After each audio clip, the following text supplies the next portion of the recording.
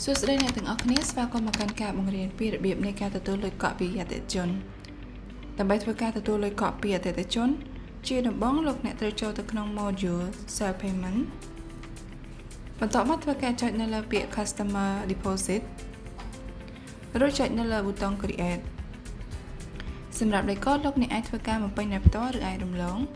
នោះ system នឹងធ្វើការចាប់លេខកូដជូននៅស្វ័យប្រវត្តិ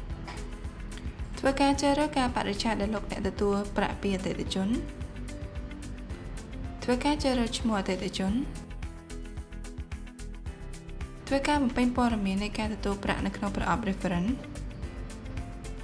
លោកអ្នកអាចធ្វើការបំពេញចំនួនទឹកប្រាក់ដែលទទួលទៅតាមប្រភេទនៃការទូទាត់ amount គឺជាកន្លែងដែលលោកអ្នកអាចធ្វើការពិនិត្យមើលចំនួនទឹកប្រាក់សរុបដែលទទួលពីអតិថិជនបន្ទាប់មកធ្វើការចុចប៊ូតុង Save ធ្វើការคลิกនៅលើប៊ូតុង Print ប្រសិនបើលោកអ្នកចង់ធ្វើការបោះពុម្ពចេញคลิกនៅលើ Preview ប្រសិនបើលោកអ្នកចង់ធ្វើការពិនិត្យមើលម្ដងទៀតឬចុច Continue ដើម្បីធ្វើការបញ្ចប់ហើយលោកអ្នកក៏អាចធ្វើការពិនិត្យនិងបោះពុម្ពវិក័យប័ត្រចេញឬអាចចុចត្រង់នេះដើម្បីធ្វើការលុបចេញ